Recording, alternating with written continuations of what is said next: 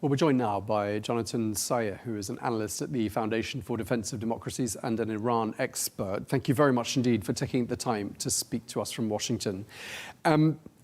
First of all, it's understood that at least 2,000 people, and that does include security personnel and protesters, have been killed during these last few days, and that's according to an Iranian source. And President Trump did warn that the killing of protesters would trigger prompt action from his administration. What would you like to see the Trump administration doing about this?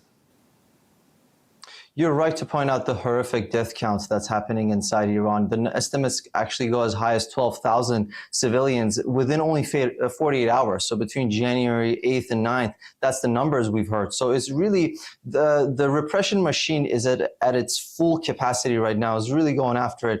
So if the administration were to follow through with its threat against striking regime targets, it's very important that we realize it needs to not only be limited to the military capacity of the Islamic Republic.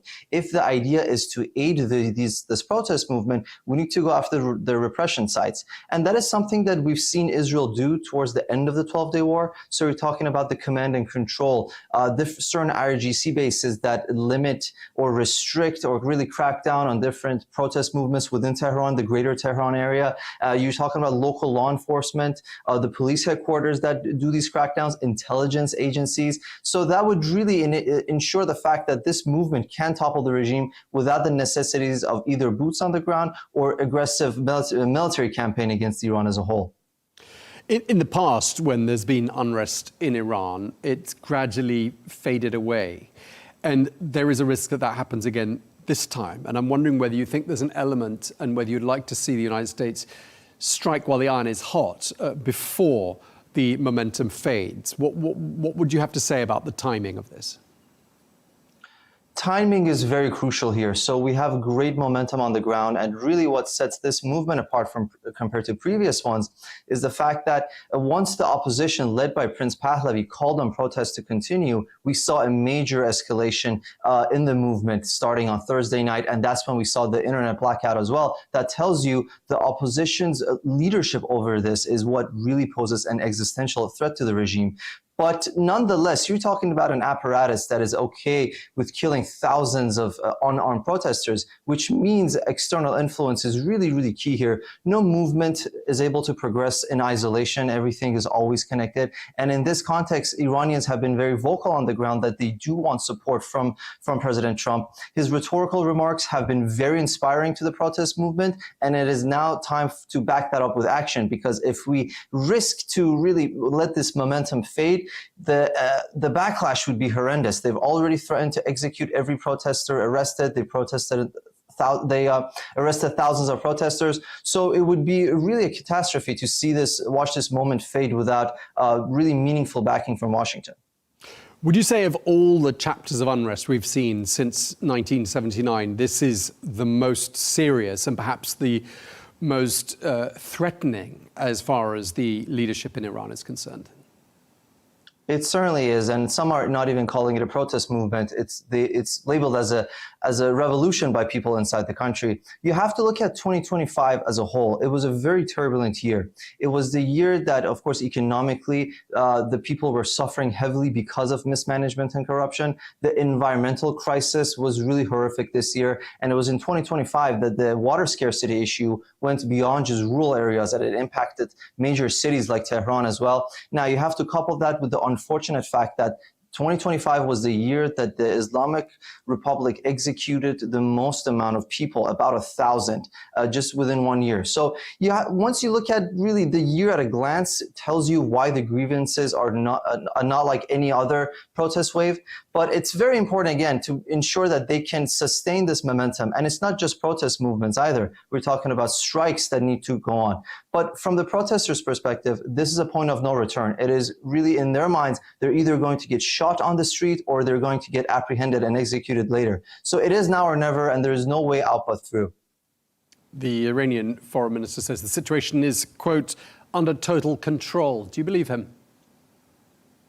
If it was under total control, we would not see this level of A, violence, and B, crackdown. So the internet was out, and that is something that's been happened before, even though they've been actually relying more on throttling in recent years. But again, similar to 2019, we saw a total internet blackout, but this time around, there was also electricity outages, and they even cut out landlines. That is not indicative of a regime that is in control. That shows you a regime that is paranoid, that is really opening fire to protesters to no end, and there's probably paranoia amongst regime officials as to who might be defecting. And this is the first time we might be even hearing about potential defections and the fear of the Islamic Republic has of certain elements either joining the opposition or joining the people.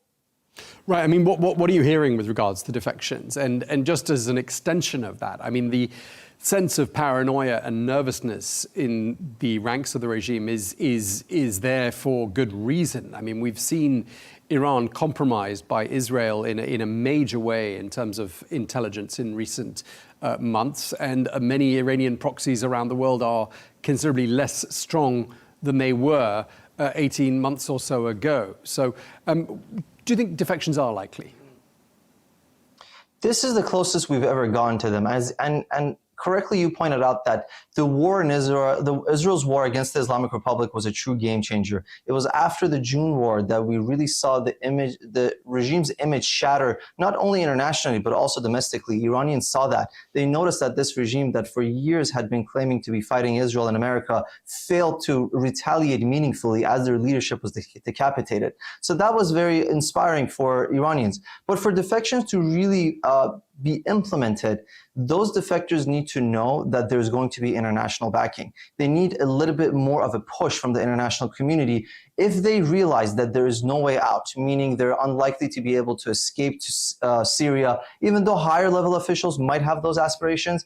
The middle command, the officers, and of course foot soldiers are not going to have that option. So if they know that their time is up and they have nowhere to escape to, it's in their interest to defect to the people. And that has been the really key message from the opposition to the repression apparatus. I mean, Jonathan, there aren't that many places a regime individual could escape to. I mean, as you mentioned, Syria, that would have been an option, let's say, a year and a half ago. But it's very unlikely Syria would accept remnants of the Iranian leadership. And as an extension of that, I mean, because Iran seems to have so few friends internationally these days, do you see any country coming to Iran's rescue? My point about Syria was to emphasize how Bashar Assad escaped Syria going to Moscow, and he didn't really take that many people with him. The mid-level commanders had to either flee to outskirts of Syria, some in Lebanon, many of them have been captured. So that, just to clarify that point. But again, Moscow might be the only option that they have. But again, you're talking about a very extensive apparatus. Whether all of them would have the option to escape, whether the supreme leader is going to take that many people with them. But that's a big if, meaning that's assuming they're not going to get decapitated by a US strike. Realistically, a great focus of a potential US attack would be to go after the leadership that necessarily cannot be immediately touched by protesters. And once that happens, we're going to see a bottom-up effect of once they realize there's no leadership and there's no way out, and the international community is supporting the revolution, they're not going to have many choices, as you pointed out, because China is unlikely to take them in. Syria is not an option. Perhaps Iraq, but that is too near. I know another option they were considering was Venezuela. Again, not really looking that promising these days. Right, as you mentioned, Venezuela as well. So the list of friends is getting shorter. Now, Washington is weighing up. Does it negotiate or does it opt for a military solution or some sort of military action there in Iran? What would be your message, your appeal to the Trump administration as it deliberates? Do we talk or do we act? It appears that the administration is more so leaning towards backing the protesters as opposed to negotiating. But when we talk about any discussions with the Islamic regime, the question is, do they have any cards? What is there left to negotiate over? The 12-day war really destroyed any leverage the Islamic Republic had. At one point, it may have been their proxies or their nuclear program, both of which have been greatly weakened, if not destroyed. They do have a ballistic missile program still and stockpiles, but we've seen what Israel is capable of doing, which means America can only hit those strikes stronger. So there's no point in negotiating when there is no leverage in this place. Tehran has no more cards.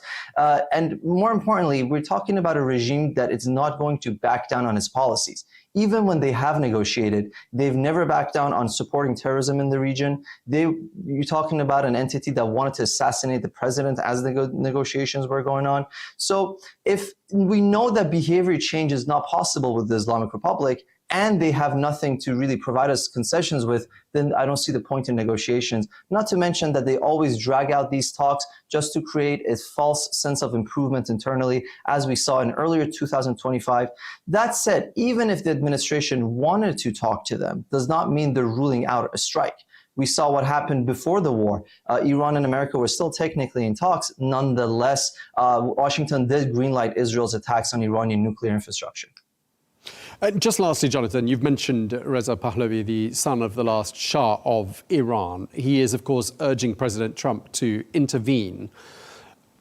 How much influence does he have in Washington? And do you think people in Washington and people in Iran view him as a realistic, viable option to take over the reins, should it come to that?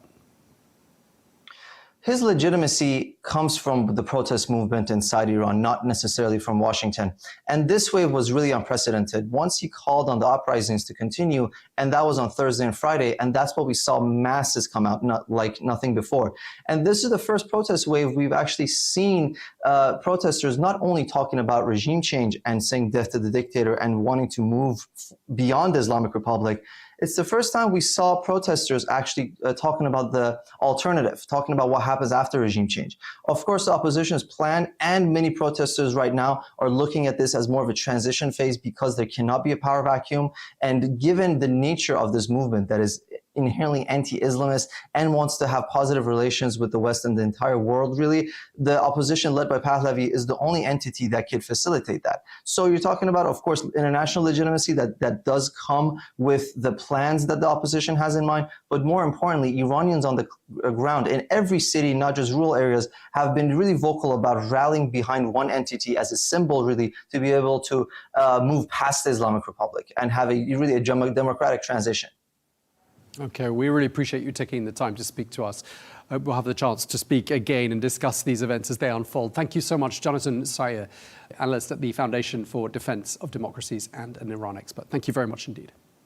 Thank you for having me.